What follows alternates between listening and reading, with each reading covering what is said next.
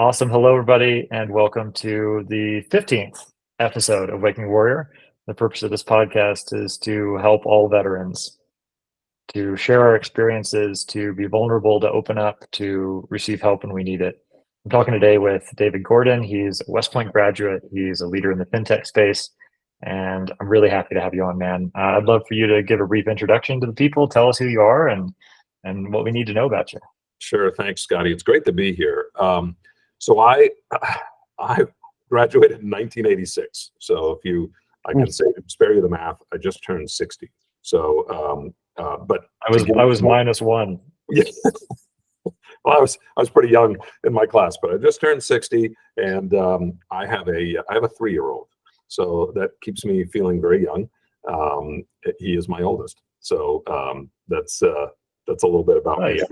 I can also tell you if you're looking for something kind of unique to start off, I was born and raised in Canada. So I'm a dual citizen. My parents are Americans who moved there before I was born, and I had never lived in the U.S. until I reported to West Point on January 1st, 1982. And No way. that was unusual. It had never been done before. They told me I was the first U.S. citizen who had never lived in the U.S. To go to West Point. So that was kind of neat. It was also quite different. I spoke like a Canadian. I ended my alphabet with the letter Z.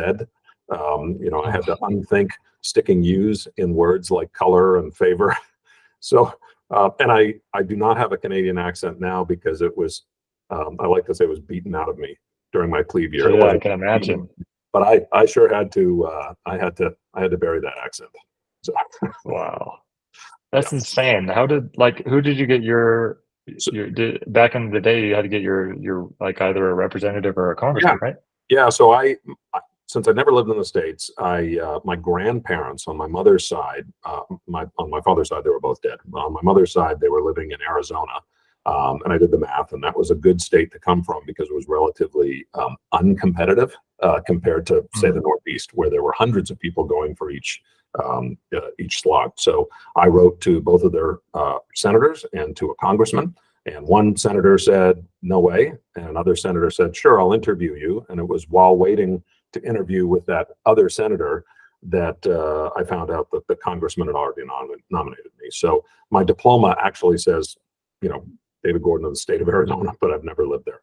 Wow. I apologize to anyone that lost the nomination to me, but I stuck with it and I served, and hopefully all is forgiven.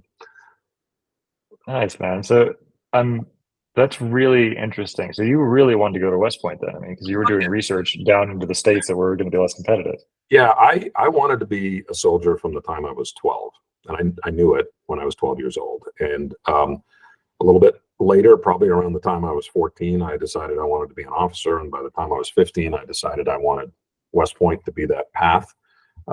My father, so I come from an academic family. My father was a professor. My mother had taught at the college level and had founded a Montessori school. So there was no kind of military in my immediate DNA. And I remember telling my father that I had written to West Point for information. I told him during dinner. We're all around the table, and he literally dropped his fork on his plate. Oh, and wow. I did not raise my son to be a soldier, and he didn't talk to me for 3 days. And all that did was harden my resolve. I mean, I imagine. But one thing you don't want to do is tell a 15-year-old not to do something. And so not only was I really committed to going to West Point, it was the only college I applied to. And my backup plan was to wait another year and apply again. That was plan B. I think they found it interesting enough that a Canadian wanted to go there that I found the admissions folks extremely helpful. Right before we started the call, I was telling Scottie, because of the delay in getting the mail up to Canada, I didn't even get the instructions from West Point telling me to show up with a haircut before heading down there. So I showed up with no haircut at all. I looked approximately like Scottie, and without the beard, and so they made my first day there kind of a living hell. They delayed the haircut until the very end so that every upperclassman I came into contact with would say, who is this hippie? What are you doing? Uh, Nice. but Yeah, yep, this is like 5 years more or less. You entered about 5 years after the end of the Vietnam War, right? yeah, I did. And So so, the draft had ended in 1973, and so I entered in 1982, and the last U.S. troops basically, Saigon fell in 1975. I remember I was doing a paper route early in the morning, and I remember unwrapping my stack of newspapers to deliver to people and seeing that Saigon had fallen. And I was already a military history buff at that point, and that's what I read. And I had read a lot about Vietnam, and I'd read a lot about World War II, and I was crestfallen. But I had always wanted to be a soldier because even though I hadn't lived in the U.S., I felt like I owed something to America, and that service would be an honorable way to acknowledge that and an honorable way to give something back. And I never wavered in that feeling, and I remain proud of my service, even though it was essentially not peacetime service. It was Cold War, and that was terrifying. But I've never been shot at other than on an American live fire range. yeah, well, I mean, were you actually shot at a live fire range? Not, Did you have some not privates running deliberately, around or but something? a lot of bullets whizzing overhead and things exploding I was around just you. about to say, Yeah, I and was the like, ground man, trembled. You know how it is even on a live fire range. It can be kind of scary. So for sure. For that was sure. Yeah, no, my dad served a lot in the Cold War as well. He was a 79 grad. okay. And so, yeah, it was a couple of years before you. And yeah, he had definitely some very tense stories that I remember him telling me. He was an armor officer and served in Germany. My granddad was a Nice. military attaché Yeah. and was still serving during the Cold War as well. And he was famous because he stole some Russian pontoon bridge designs and couldn't go back to Russia anymore. Yeah. Anyway, that's super interesting, and I resonate a lot with that because that was a lot of my motivation as well. I felt like I owed a lot to America, and I wanted to serve like I mentioned, my dad was a West Pointer, uncle, granddad was a West Pointer, great granddad was Naval Academy, so Wow. it was kind of ran in the lineage a little bit. But that was the only thing that I wanted to do as well. Yeah. Um, so what was the West Point experience like? Is there anything noteworthy or notable that you wanted to mention there? Because I mean, I think you wanted to mention as well, this is your 28th anniversary of 30, graduation? 38th. This is 38 years 38th. from my Oh my graduation. goodness. Yeah. To all of you who To are this younger day. than 38, congratulations. So, I mean, the West Point experience for me was kind of it was simultaneously humbling and immensely inspiring. So I had a sense from day one, marching around there, that I was on historic ground and surrounded by historic ghosts, and that it was just a huge honor to be there. And I will tell you, unlike a lot of folks, I mean, it just never crossed my mind, as miserable as I was. It never in 4 years crossed my mind to quit. Same. Again, it wasn't because I was driven by family. It was because I felt like I was where I was supposed to be, and I was supposed to stick with it. And I, this will also be strange probably to anyone that graduated. It'll be strange to everyone. Let's just be honest. Everyone will find this strange. But after my last exam of the first semester, it was December 18th, 1982. And they had lined up some buses. At the time, there was a road that went behind the reviewing stand on the plane. That's been filled in now. But they'd lined up some buses, and the buses were going to take you to area airports if you'd signed in. And so I think I had a noon or a 1 o'clock bus down to LaGuardia. And the ground was frosted with just a little bit of snow, and it was cold and gray, and one of those sort of signature West Point days, and I had to be in my full uniform. And I remember sitting on the bus and looking out across the plain and getting a little choked up because I realized Mm. that my time there was 1/8 over, and it had happened in the blink of an eye. And I thought, man, this is going to go by so fast, and I only get to do this once. And I can tell you, I felt that way a lot while I was there, and but I wasn't a standout. I wasn't stellar in any way. I just always felt like it was just an incredible privilege to be there, and one I didn't want to waste, and one I'd remember my whole life. Wow.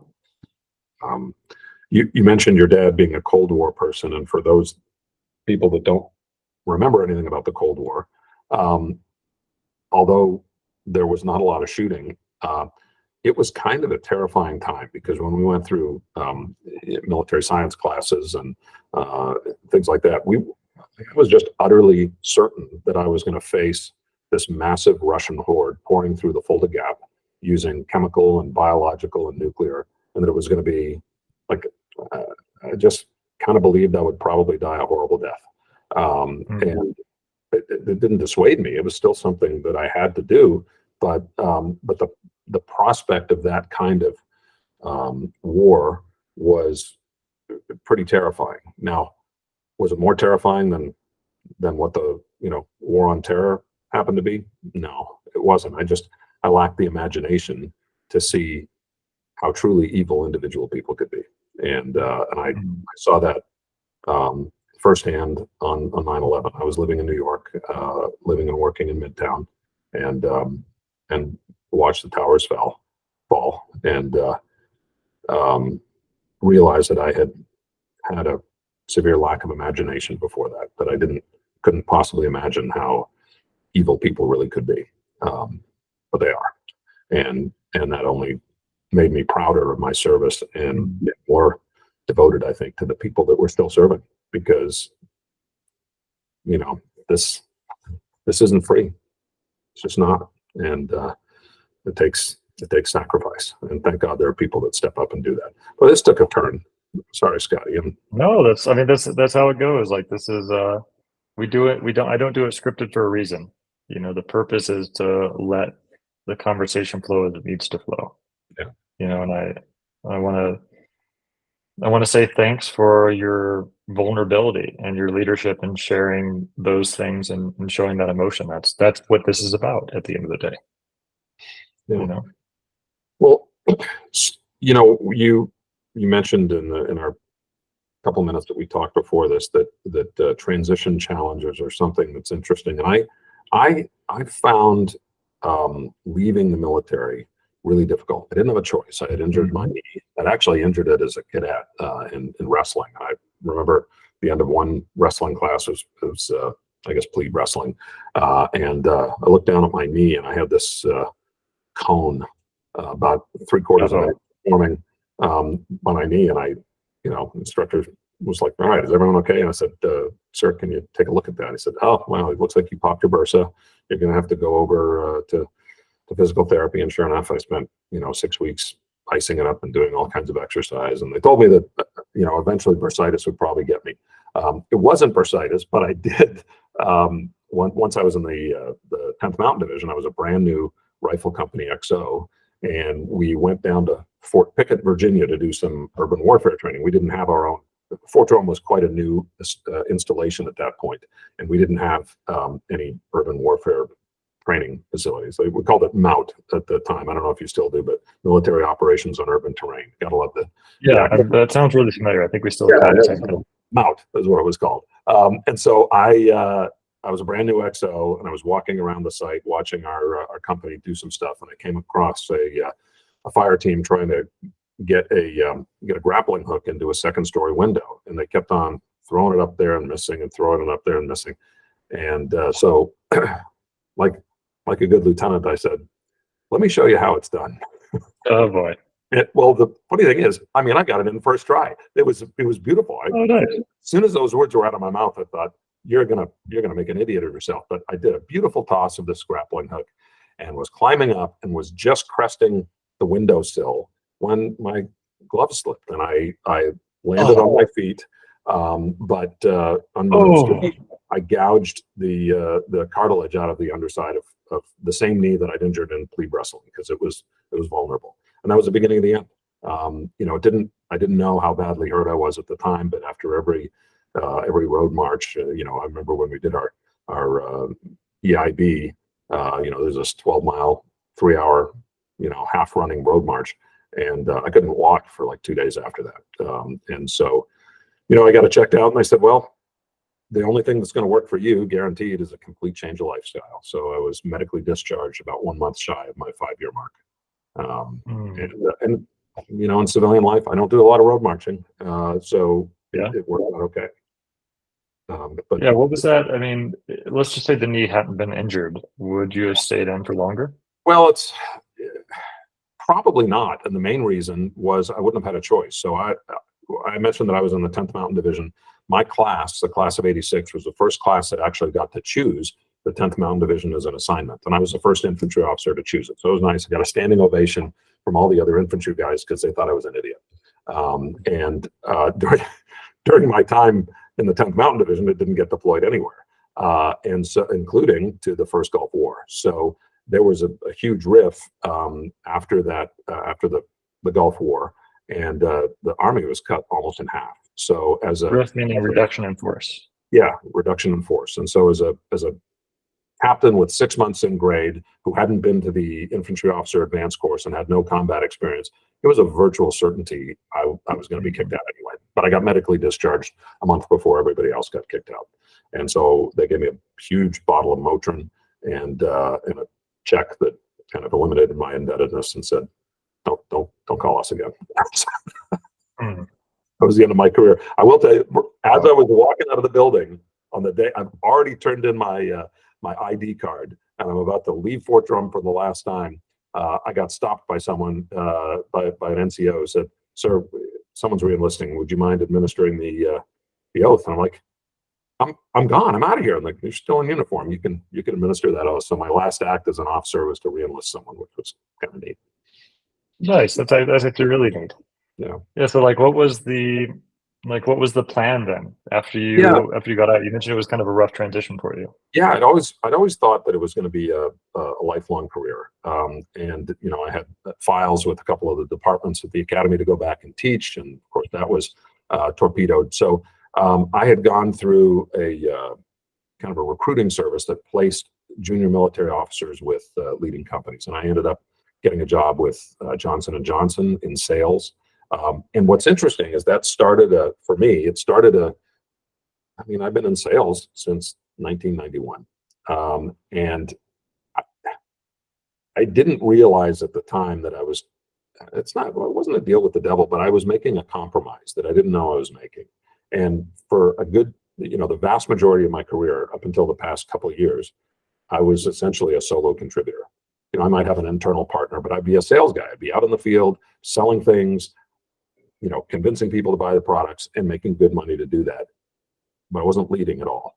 And I told myself that was a compromise I was willing to make because the money was good. And 2 years ago, I moved into a position at a financial technology company that involved leadership again. I had formal leadership. I was hiring people. I was, supervising people, and I was mentoring, large numbers of programmers and trying to get the entire 400-person company excited about a new product launch. And I realized, kind of to my horror, that I really missed leadership. And I say to my horror because I subsequently, in the end of February, lost my job.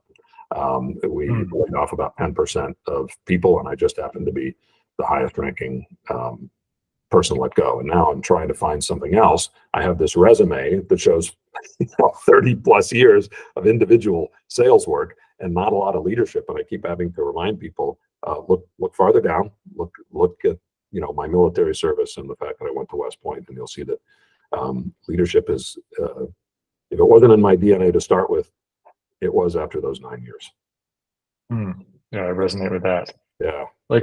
How was I imagine that sometimes, usually the things that I've identified that affects us when we're in the transition process, we lose our community, we lose our identity, and we also often don't have a plan. Yeah. Or, did any of those affect you? They did. Now I had a plan, but the loss of community and the loss of identity were very, very big. So I'm reading, it's not a new book, but I'm reading Sebastian Junger's Tribe. That's a good one. But he absolutely pinpoints, one of the big challenges, which is in a military context. First of all, you're all wearing the same clothes, right? You have some rank, but you're all wearing the same clothes. You're all eating the same food. You're going through the same crap. You're as wet and cold as the guy next to you. Or if you're being shot at, you're being shot at like the guy next to you. But there is essentially perfect trust. I mean, there's a pact, and you rely on each other. You know that when somebody tells you something, they're telling you the truth. And I think the hardest thing for me in moving out into the civilian world, even in a high quality organization, was finding out that people lie, and the people have personal agendas that I just wasn't prepared for that. I felt like I had been in this incubator for 9 years of honorable people that I could trust, and suddenly I didn't know who I could trust anymore, and that was really hard, and it took years. In fact, it's probably one of the reasons that I stayed in these sort of sole contributor roles, is because I felt like I only had to trust myself, and I wasn't going to get lied to by anyone. And that's been hard. I'm unforgiving of betrayal. I just am, and so I wind up holding grudges for a long time if someone has screwed me over, probably longer than I should, because it's probably not personal. But I take breaches of integrity or character flaws. I take them personally when they come my way, and I resent them. I have a very short kind of shit list of people that I never want to work with or for, but invariably it is people who have treated other people that I care about like crap. And always in a work environment. There's not really a personal list like that. There's no point in keeping it. But in a work environment, anyone that treats somebody I respect like crap is on my list. And it's not that many, but I can't help keeping the list. And that was the thing that was coming out of the military. I had a job. It was a good job and good benefits, and I knew where I was going to live. And I knew what I was going to do, but I didn't know who I could trust, and I didn't know how to figure it out. Because at the academy and then in the Army, the answer was simple: I can trust everyone. They're wearing the same uniform as me. I can trust them, and that was hard. Another thing that was hard, and I know that there's a lot out there now about PTSD, and PTSD takes a variety of forms in my experience, and quite a number of people suffer from it that you would never imagine. So obviously, combat PTSD is something different and something special. But there are other forms, and so I remember at my 10th West Point reunion, I'd been having nightmares, and I'd been having nightmares that were like sitting bolt upright in the middle of the night, breathing hard. I was married at the time, subsequently no longer married to that woman, but she was like, "What is going on with you?" And I was having these nightmares, and they were silly nightmares because I hadn't been in combat. They were nightmares like, I'm in the wrong uniform, and it is 2 minutes to formation, and not only do I not know how to read the uniform flags that tell me what to wear, I don't know where my room is. I don't know how to get, like, it's silly, but I would wake up, hyperventilating and panicking. And I remember at my 10th reunion. I've had those too, by the way. Yes, many times. Everybody does around the 10-year mark. And it's interesting that you don't have them at 2 years or 3 years. Yeah, you have them around 9 to 11 years. And that's that slow or delayed PTSD. But it's interesting how many of my classmates had the exact same nightmare. And it's not just us. So, my current wife, been together a very long time. She's a very high achiever. She went to Texas A&M, but great grades, unbelievably talented woman. And she has nightmares that apparently are very common amongst civilian college grads who are high achievers, which is that they thought they dropped a course and they didn't drop it, and now it's final exam time. It's amazing how it's exactly the same. It's exactly the same nightmare for all of those folks. And I think if you just kind of coasted through college or took 5 years and just majored in something in underwater basket weaving, you might not have those nightmares. But for the high achieving folks, it's all the same. And to me, and I'm not a doctor, but to me, the message is it's not just the experience you went through, it's who you are that makes you prone to that. And I think the reason in an all volunteer Army that there is and I use Army generically. It applies to Navy as well, Air Force, Marine Corps. But in an all-volunteer force, the reason this is such an issue is the kind of people that are compelled to do this kind of service are naturally high achievers. They're type A people. They're naturally prone to have these kind of nightmares. And again, not all about that. I think it's so funny though that you've had the same. You've met other people that have the same ones. That's hilarious. I also, I've had periods where I think unhappiness at work or frustration at work or feeling trapped in a particular role has manifested itself in some interesting nightmares. And just since we're doing the full disclosure thing, the weirdest thing I've ever had in some of my dreams is I've had a number of dreams where I felt like I'm being chased, and the only way I can possibly get away is to run on all fours. I somehow become horse in my dreams. I have no idea. I haven't talked to anyone about that, but it's as if the only way. Is it any particular animal? Like, do you feel like no? It's just I have to involve my arms, and they have to make contact with the ground in order for me to get faster. And I just think that's the weirdest thing I've ever heard. And now you've all heard it. No, I'd be like, I mean, this is kind of my world, man. This is the world I play in, dude. Like, it's like spirit animals and dream interpretation. This is my jam.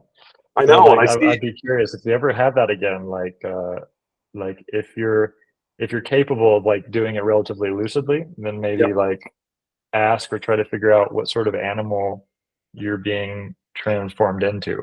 Yeah, because I think that can tell you a lot about the dream itself. I feel like it's something canine. I don't think I'm a horse. I feel like I'm a dog. I was feeling kind of like a wolf or something. Yeah, and that's the only way. Whether I'm the chaser or the chasee, the only way for me to go fast enough is to go on all fours, and it's the strangest thing. Incredible, man. I'm so glad you shared that with me. It's like I love dreams, and I'm very much into the symbology interpretation of animals and spirit. Get someone to so I mean, not only are we dealing with a lot of different trauma, it just doesn't have to be just combat trauma, as you mentioned. You also mentioned something before we started the call, that because you didn't serve in combat, although you served honorably and spent 5 years active and 4 years at West Point, like 9 years of your life in the service of our country, you still felt a little bit like a second-class citizen. Yeah, I did, and I didn't feel that way really until until after 9/11. I mean, even the first Gulf War, many people went over, but they experienced the stress of waiting and the stress of sitting around in the desert. And I had that same stress at home because my bag was back. There was a duffel bag by the door, and I was part of the 18th Airborne Corps, so we were all told that at any time we could go. So it was a pretty nerve-wracking 8 or 9 months, even stateside. But after 9/11, we really had a lot of soldiers in harm's way. I felt inadequate. Again, I felt like I had this huge lack of imagination before, because I couldn't imagine how evil people could be. And so I don't know why that hit me, except that other people were about to face that, and I wasn't. I didn't even have a reserve requirement because of the medical discharge. So I was done at 5 years, and that was it. My relationship with the military was over, and there was no way they were ever going to call me back because I've been medically discharged. But my friends that were still were in harm's way right away, and doing great and dangerous service. And so when it comes time to am I a veteran? Can I put veteran on my driver's license? Yeah, I do. I want people to know that, but I feel like a small V veteran and not a large V, capital V veteran, because I just wore a uniform for 9 years. I didn't actually face enemy fire. And I think it's interesting you say that. Like, from an outside perspective, I mean, you just got done telling me about the fact that you were pretty sure you were going to be hacked to death by a Russian horde, and you were going to go anyway. That sounds like some pretty incredible bravery to me right there, man. I don't know. It was what what I thought I was meant to do. But Yeah, anyway, I I've think been there's like it sounds like maybe a little bit of survivor's guilt. yeah, You know, that's a good way to put it. I mean, um, there's definitely that element to it for sure. Mhm. Um, have you overcome that in your life and kind of I mean, psyche now, or is it still something you deal with? well, I mean, I still deal with that little bit of inadequacy. I think a lot of it also ties to something that I battled for a really long time, which is imposter syndrome. And you Mm, know, again, I haven't had that professionally diagnosed. I just know it when I see it. And the idea behind imposter syndrome is feeling like at any moment everyone's going to discover you're not really yeah. all that. And I've dealt with a lot of that too, yeah, 100%. which is and I think I'm quite sure that that was twinned with that small V veteran feeling, like I wasn't really worthy of that title. And I I mean, I could have probably shaken it earlier. I didn't finally shake imposter syndrome until I turned 50. And I Mm, pray that anyone else with that gets over it sooner because I really wish I could have a do-over on those first 50 years. Now, what happened when I turned 50 is for whatever reason, something about that milestone made me stop feeling like I had to have every answer to every question that I was asked, and stop. I didn't have to be perfect. And if people, and I was out there talking to some of the best financial advisors in the country about different things, and they asked me questions I didn't know the answer to, and I finally realized it was quite all right to say, "Man, that's a great question. I don't know the answer. I'll get back to you." And mm, I really cemented a lot of relationships by not kind of faking the answer, by not mm. taking my best guess, but actually having the courage to say, I don't know, let me get you a good answer because the answer you're going to get from me now is crap. And being able to say that finally made me, I think that shook off the imposter, because every time I didn't admit knowing something, I was an imposter, right? I was faking it. And I did it a lot. I acted really certain about stuff. I was not a good platoon leader. And I know that looking back. And I kind of knew it at the time because I didn't I, I wanted to seem like I knew everything. As a result of not Mm. being a good platoon leader, I was a great XO. I was a really good XO because I could look back on my platoon leader time and say, what an idiot. I was a Yeah. jerk. I could admit, my own problems. And then somehow, I felt very, I felt more secure in my skin as an XO and beyond in the military. And then I got out into the civilian world and I didn't know how to play the game again. And it took me a very long time to figure out that I didn't have to know everything and I didn't have to be, I didn't have to be perfect. I took myself too seriously, and I finally, at the age of 50, was able to relax and laugh at myself much more, especially when I did Mm. something kind of stupid. And anyone that is anyone that is not able to laugh at themselves isn't in on the joke, right? Because I guarantee. Maybe it's a coyote that's appearing in your dream. I Yeah, work a lot with coyote medicine. interesting. Coyote medicine is very much, she's a trickster, it's very much Okay, this idea of like laughing at yourself and teaching through humor and not taking yourself too seriously. But he's a bit of the dichotomy, right? Because you have to take yourself very seriously, but not too seriously. It's like this right, balance, yin and yang, positive and negative, black and white. right. It's a maddening switch back and forth. So maybe I don't know, That's maybe I've, because I've you're written talking that a lot down. about Do some more coyote. research. Coyote Yeah, yeah, yeah. uh-huh. There's a really great book by Jamie Sands Mhm, called Animal Card Medicine. mhm. That is it's a deck of cards, and it really goes into the traditional Native American beliefs behind the different animals. So yeah. Anyway, just No, neither here interesting. nor there. Written it down. Got my research got out for me. Yeah. So you dealt with imposter syndrome. You dealt with like the small D veteran. I actually really like that term. Not in terms of what it means, but in a way of describing how I've felt Right. um, at various instances as well. And so, is there any particular piece of advice or thing that was useful for you that you would want to tell people that are struggling with that now? Yeah. So first, quite generally, when it comes to thinking about challenges like that, and I've given this a lot of thought.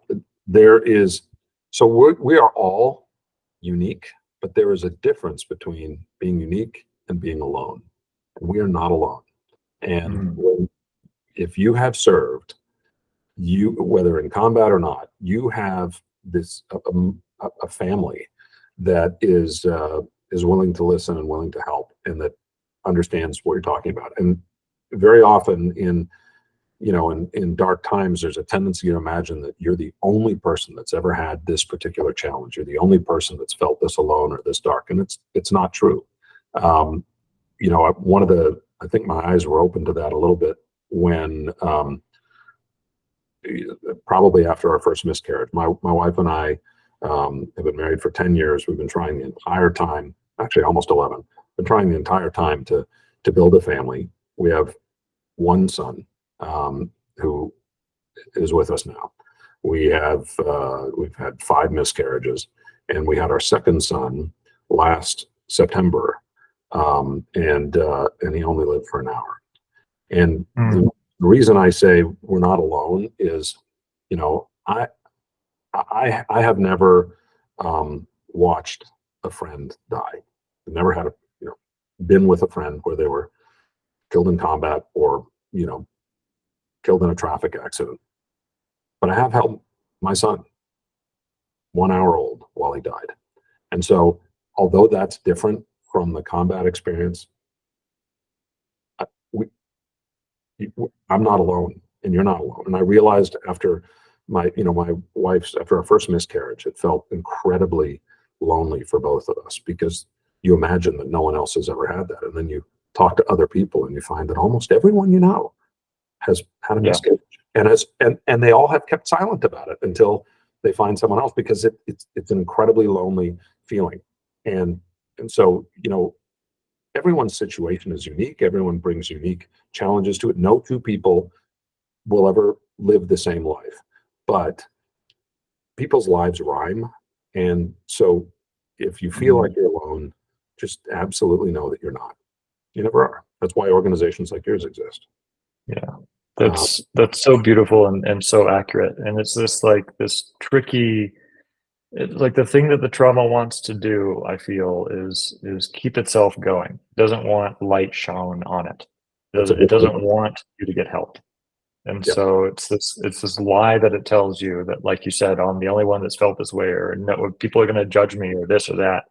And so if you let that happen and you let yourself get isolated, it's going to get a million times worse. Yep. And this is one of the reasons why I think that we have such a high suicide rate. I'm not sure if I mentioned this to you directly or not, but the VA numbers didn't include drug overdoses. So the outside of drug overdoses number is 22 a day. With drug overdoses, it's more like 40 every day. And this is why I'm building this organization, Waking Warrior, so that we can stop that. And Right. I think that one of the things you mentioned is one of the keys to this, which is like, hey, we got to start talking about this. Right. We can recognize that we're warriors, and especially as men, that we're warriors, but we're also capable of being vulnerable and Right. capable of crying. And that's not a thing that's weak. That's a thing, Right. hey, like I'm showing my emotion here, and I'm like, I need help, Yeah. and that also we're strong enough to provide our brothers and sisters help as well. And that's so deeply on my heart, man. Yeah. No, it's a wonderful cause. It's something that, I've been looking within the Houston area for opportunities to help with veterans, and finding surprisingly few. So, when we lost my second son Henry, I was looking for kind of grief counseling for infant loss for men, and it doesn't exist anywhere. It's only for women. It's all for women or for couples, but for men, for the things you feel as not having been able to protect your son and your wife from this tragedy. There's nothing. There's no resources. Now I know that's just my perception. If I could find a way to find those people, I'd find there's a whole community. But it's finding the community, and I think my point was, don't, and your point too, is don't believe the lie that you're alone. You're not alone. You're not alone.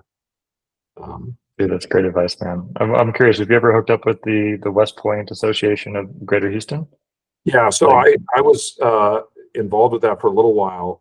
One of the terrible things about my solo life for a long time is that I was almost always gone midweek. So there are two organizations I should have been participating in for a long time. One is that one, and then there's another one, a professional one for people with the chartered financial analyst designation. Very, well-connected group in Houston. I never participated in anything because I was never here on, Wednesday nights or whenever they did their things. It was the same thing with the West Point one. They do these lunches, and I could never do lunches. I was always on the road. So I'm hoping that in my next chapter, because I'm nowhere near retirement, despite being 60, with a 3-year-old, I'm nice. gonna have to work at least 15 more years. And that's if he gets into a service academy. If he doesn't, I'm gonna have to work 19 more years. So just to pay for college. But I want this next chapter to be to be more about building a community that is accessible to me and that I'm part of, and I'm getting support and I'm giving support, and it's local, and and I just have done such a terrible job of that in my life. Hmm. Well, there's always time to Yeah. to improve it. I guess Next I've chapter. got a funny little story. Back in 2013, when I got out of the army in 2012, I was spending some time in the oil industry in 2013, and I ran into, you probably know him actually. He's going to appear on the podcast. Joe Frankie. He was Yeah. running, or the president of the Greater Houston Society Yep. for a while. Yep. In any case, Joe and most importantly, Dee Bryant, a good friend of Yeah. mine. Remember me? Yep. Yeah, and then Hank Schrader, I'm not sure if he's still around, but Hank Schrader was like the person that was involved in. And anyway, Founders Day rolled around 2013, Yeah. and they're like, "You're the young grad. Congratulations, you're going to give a speech." And I said, "Okay." Yeah. So I walk up there, I walk up on stage, and I said, "Hey guys, I'm Scottie Schneider. Like, I'm the young grad apparently, but one thing I know is that no one really wants to hear the young grad speak. I mean, what do I have to say?" So I said, "Hey, Hank." I point to Hank. He's in the front. He's like, "You'll give me a signal when it's my time to leave, right?" He said, Yeah. "Sure." He checks his watch. We had arranged this beforehand. Yeah. He's like, "It's your time to leave." I was like, "Okay, bye." And walked off stage. Everybody was like shocked. Like, what the hell just happened? Like, Which is funny because I actually always wanted to hear the young grad speak. I wanted to hear the latest, experience, and I was in awe of those people who in their first few years after graduation went to Kosovo and Bosnia, did all that kind of stuff over there, because I remember Founders Day speech where I guess we had the commandant or someone. He said basically these guys are like the mayor of the town that their platoon is in. They're having to do all that other stuff, and I was in awe of those guys. I didn't have to do any of that during my time. So it's all about perspective. yeah, for sure. Yeah. Anything else that you think we should dig into or talk about? Because I feel like we covered a lot of great ground, especially when it comes to the imposter syndrome and Yeah, I mean, trauma. when I mentioned that you're not alone, I mean, again, I think anyone listening, and is, if you were in the service anytime after 1973, you volunteered for that. You volunteered, and even a lot of the people before 73. I mean, some people were drafted and went on to have careers and found their calling in life. But anyone after 1973, you're in the military because you volunteered to do that, and that is a noble thing, regardless of where you served and what you saw or what you didn't saw or how long you were in. That's a noble thing, and that's another reason that no one listening to this podcast should feel alone. And if you didn't do that, but you're the spouse or the son or daughter of someone who did that, that's a noble thing too. To have, because you made a sacrifice as well. I mean, military families make an incredible sacrifice. I mentioned early on that my dad didn't want to talk to me after I said I was going to West Point. And he passed away 20 something years ago, but we absolutely, he got over that and was really proud of my service. And because he was still living in Toronto and I was at Fort Drum, I managed to get home quite a lot as a lieutenant and then as a captain. And some of my favorite memories are standing there in the kitchen at 11:30 on a Friday night after I'd made the 3-hour drive home, and just talking to my dad about the week. Mm. And it wasn't, he was a true civilian and not someone that ever thought, he didn't want military service for his son, but he sure wanted to hear the stories and talk about it. And I know he was proud. And, that's a good thing. Oh, it's beautiful, man. I want to say thank you, dude. Thank you for You bet. showing up and for spending your time to help get this message out. I know this is going to encourage a lot of people. Thank you. And my overall vision, what I really see here is hundreds and hundreds and hundreds of these conversations, because we all come from such different backgrounds, but we all generally face the same things. Yeah. And there are a bazillion ways to heal and a bazillion ways to get over it. And so every voice like yours that we have to add to this journey really is going to help a lot of people. So thank you for that. And I'm really excited. Yeah, I've got some official news to announce. Like that yesterday on Memorial Day, I launched a GoFundMe for the retreat center we're building down here in Columbia. So I bought land, and Beautiful. we're building a veterans retreat center down here to bring people for healing and workspace studies. So that's in progress, and I'm so excited. Beautiful. I would be happy to give you 1 month's compensation for that. It's an easy promise to make because I currently have no income. So as I mentioned, I lost my job. So I gratefully accept your 1 month's free compensation. Don't spend it all in one place, but I won't. I'll try to keep it. Yeah. So at age 60, it's not easy to go through a job search because it turns out that straight white 60-year-old men are not really high on people's lists of folks to hire. So it's an adventure, but what doesn't kill us makes us stronger, and I've survived a lot worse. And I'll be happy to help anyone that can use the help if you're in the Houston area. You can find me on LinkedIn. It's easy that's how you found me. Yep. Right there. Absolutely. And I'm more than happy to connect, and I look forward to being able to help support your work once I finally can support my family. I really appreciate that. And support doesn't have to come through finances, just anything that you can do. You're already doing it, right? Just by taking your valuable time to do this. This is a huge form of support. And just helping me find other veterans that we can get into the community and help. Will do.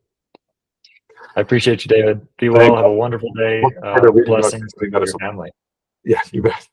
Thank you. All right. Go Army. Be Navy. Take care. Yeah, go Army. Bye-bye. Ciao.